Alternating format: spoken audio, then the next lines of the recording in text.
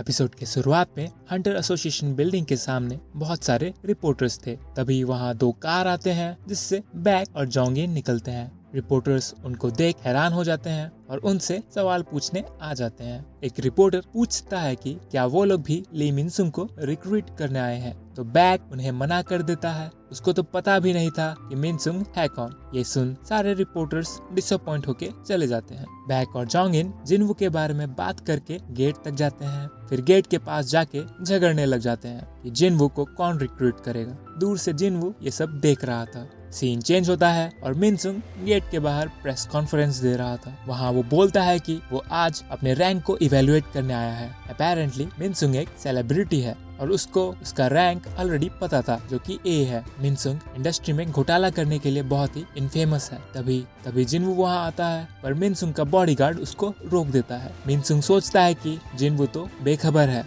उसका बॉडीगार्ड जिनवू को वापस जाने के लिए बोल ही रहा था कि तभी गोगुन ही आ जाता है और उनको बोलता है कि जिनवू उसका गेस्ट है। गोगुन ही ने उन लोगों को इस टाइम पे प्रेस कॉन्फ्रेंस रखने से मना किया था। गुनही और जिनवू बिल्डिंग के अंदर जाते हैं और मिनसुंग फ्रस्ट्रेट हो जाता है। वो भी अंदर चेक करने के लिए जाने लेता है, पर उसको जिनचुल रोक देता है। अंदर कॉरिडोर पर बैक और जोंगिन रुके हुए थे और गोगुनी को देख रेस्पेक्ट देते हैं। वो दोनों भी ये देखने के लिए एक्साइटेड थे कि जिनवू कितना स्ट्रांग है। जिनवू असेसमेंट रूम के अंदर जाता है गुनही के साथ। वहाँ पे एक बंदा जिनवू को उसकी एबिलिटी दिखाने बोलता है। जिनवू एक शैडो नाइट निकाल के दिखाता है, तो गोगुनी बोलता है कि उसको पता है जिनवू एक से कई ज्यादा शैडो समन कर सकता है। जिनवू सोचता है कि अब छुपा के कोई लाभ नहीं, क्योंकि ऑलमोस्ट सब ने देख ही लिया था। जिनवू 100 शैडो को छोड़ के बाकी सबको निकाल देता है। ये देख इवन गोगुनी भी शॉक्ड था। जिनवू का मैजिक पावर असेसमेंट गेट से लीक कर रहा था और बैक एंड जोंगिन उसका पावर देख डर जाते हैं। उनको मैजिक पावर से ही पता चल जाता है कि जिनवू उनसे स्ट्रांग है।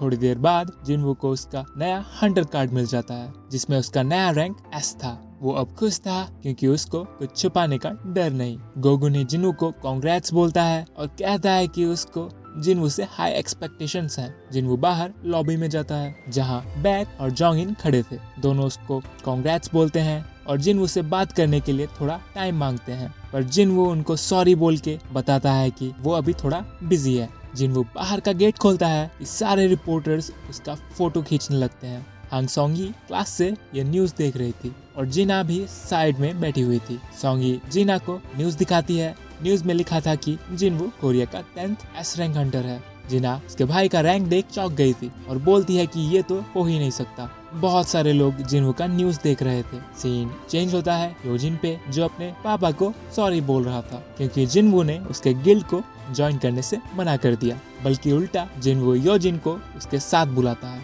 दूसरी तरफ जिनवू को रिपोर्टर्स ने घेर लिया था। बैक उसको बोलता है कि उसे कोई टेंशन लेने की जरूरत नहीं। बैक जिनवू को उसके घर लेके जाएगा, पर जिनवू बोलता है कि उसकी कोई जरूरत नहीं और वो इंस्टेंटली रिपोर्टर्स के पीछे पहुंच जाता है। ये देख बैक हैरान था क्योंकि वो एक फिजिकल एस क्लास हंटर है, पर इवन वो भी जिनवू के मूवमेंट को ट्रेस नहीं कर पाया। नेक्स्ट सीन में हम जिनवू को एक हंटर ऑक्शन बिल्डिंग में जाते देखते हैं। वो वहाँ न्यू आर्टिफैक्ट्स खरीदने आया था। वहाँ का सेल्समैन कुछ फायर रेजिस्टेंस गियर्स को दिखाता है, पर उनका प्राइस देख जिनवू चौंक जाता है। जिनवू उनको छोड़ नया डैगर देखने जाता है, पर इवन उसका भी प्राइस आसमान जितना था। जिनवू उन सब का स्टैट्स देखता है और उसको एक फ्लॉ नजर आता है।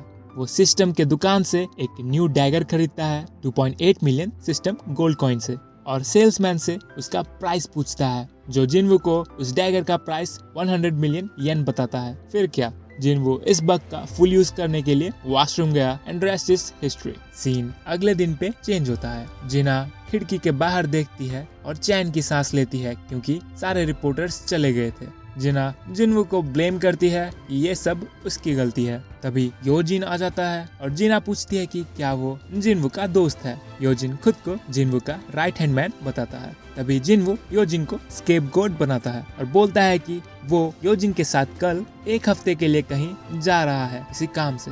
रात को जिनवू हाई और जनरल्स को समन करता है और उनको जिना को प्रोटेक्ट करने बोलता है। फिर रूफ में जाके और शैडोज को निकालता है और उनको सिटी में पेट्रोलिंग के लिए भेजता है। नेक्स्ट सीन में हमें सी के ऊपर चांद दिखाया जाता है, जहाँ से एक एंट मॉन्स्टर उड़ के जा रहा था, यानी कि वो एंट्स सक्सेसफुली इवॉल्व हो चुके हैं। सुबह हो चुकी थी और योजिन एंड जिनवू डाइसन टावर जा रहे थे, जहाँ से जिनवू हेलगेट डंजन पे जाता है। सीन चेंज होता है और जिनवू हेल्स गेट के अंदर था। उसने नए आर्टिफैक्ट्स खरीद लिए थे बग को अब्यूज करके। वो पूरा फायर रेजिस्टेंट हो चुका था।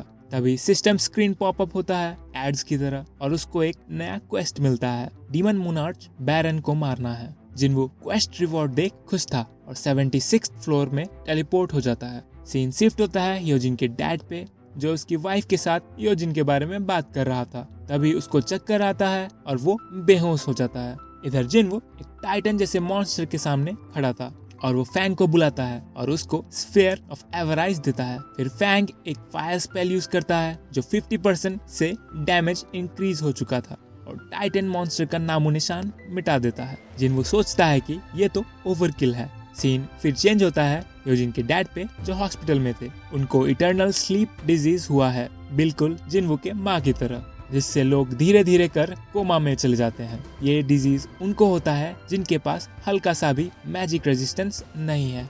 एक दूसरी जगह 2 हंटर्स पेट्रोलिंग में थे। वो लोग दूर में किसी को खड़ा पाते हैं। अच्छे से देखने से पता चलता है कि वो एक एंट मॉन्स्टर है जो जेजू आइलैंड से उड़ के आया था। हम फिर जिनवू के पास जाते हैं जो एक बिल्डिंग के रूफ में बैठा था। जिनवू ने अपने शैडो आर्मीज को 6 टीम में बांट दिया था जो उसके लिए ऑटो फार्म कर रहे थे और जिनवू एफ के बैट लेवल अप हो रहा था। वो ये स्ट्रेटेजी यूज करके अपने शैडोज से नेक्स्ट फ्लोर का परमिट ढूंढ रहा था। हमें पता चलता है कि जिनवू 2 दिन से फ्लोर नंबर 80 पे अटका हुआ है। तभी जिनवू का मैना ड्रेन होने लगता है। उसके टीम ए एंड बी पे हमला हुआ था तो जिनवू नीचे कूद के एनिमी का पैटर्न देखता है। क्योंकि एनिमी वीक टीम्स को टारगेट कर रहे थे, जिनवू प्रेडिक्ट करता है कि नेक्स्ट टारगेट कौन होगा और वो ऑन पॉइंट था। एनिमी थे डीमन नाइट्स। जिनवू उनके सामने आ जाता है और इजीली 3 नाइट्स को हरा देता है। फिर वो लास्ट बचे नाइट को अपना आंख दिखाता है जो डर के मारे पीछे हो रहा था। एंड इसी के साथ वो नाइट तुम लोगों से सब्सक्राइब करने के लिए बैक करती है, बैक करता है। चलिए मिलते हैं नेक्स्ट एपिसोड में, तब तक के लिए सायोनारा।